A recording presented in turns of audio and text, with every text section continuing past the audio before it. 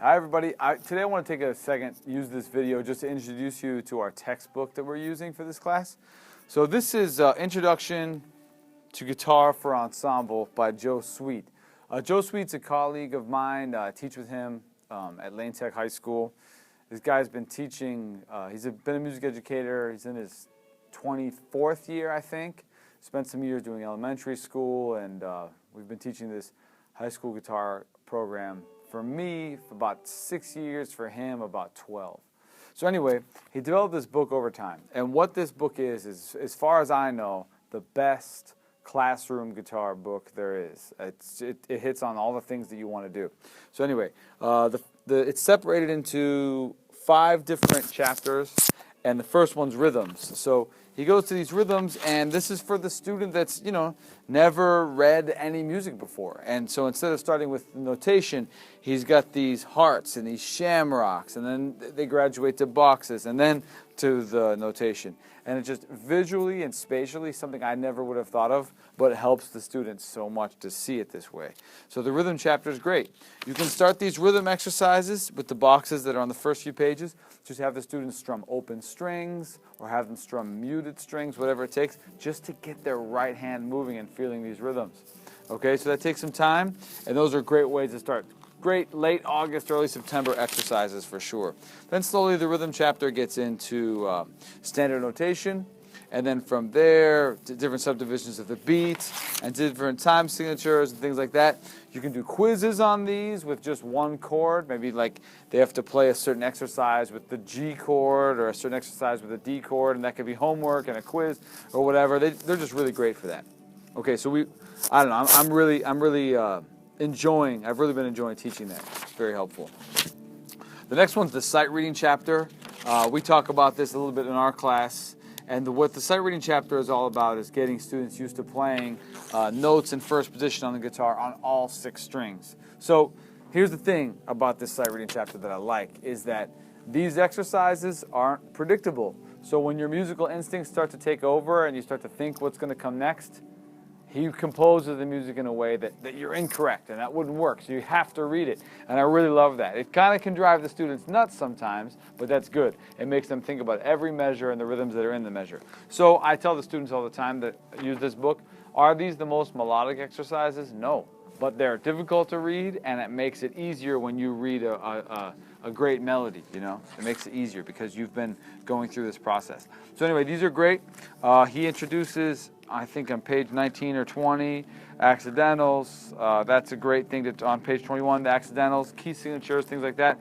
The sight reading chapter is fantastic. The chords thing. So the chords chapter is all about, there's some theory in the beginning, and then he gets right into major chords. A few pages later, minor chords, after that, dominant 7th, and then you're mixing them all together. Beyond that, there's a bar chord section. That's happening in here. And anyway, great chapter on chords. Again, you can do quizzes on these things, hit them every day, okay?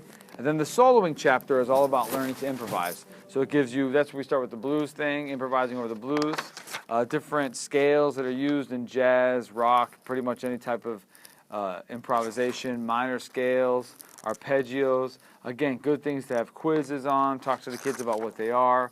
These are just great. Yeah, can't get enough of those. We end up going through those a lot to get the chops up.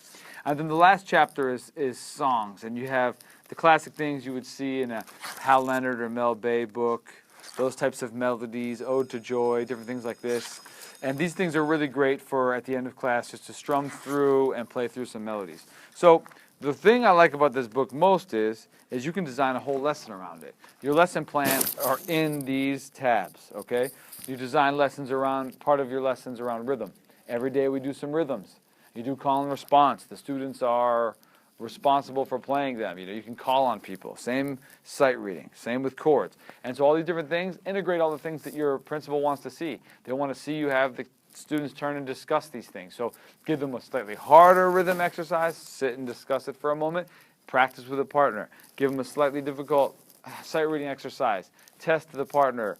Do self-assessments, peer assessments. All those things we do as teachers, it's so easy to apply to every tab in this book. And you can design them for a great 15-minute class or if your block schedule, doesn't matter. This thing can make it happen for you. The only thing I go beyond this book for, and of course I make copies of different things for the students, especially my advanced classes, but the only thing I really have to go beyond this for is the songs. I do like working on rock repertoire and pop repertoire and blues and jazz things, and not all that stuff is in here, but it's not really all that hard to add that in there. So those are I use this book every day. It designs great lessons. There's all sorts of information on your book, how you can get a hold of Mr. Sweet, Joe Sweet, to get your own copies for your class. And the only thing, as far as criticisms I have of the book, minor. The only thing I'm not crazy about is, I mentioned that in the sight reading thing, he tries to keep students engaged by having strange notes in the melody or strange rhythms that force them to read and their musical instincts can't really take over. Well, he did the same thing with the chords exercises, so there's kind of weird chord progressions in there.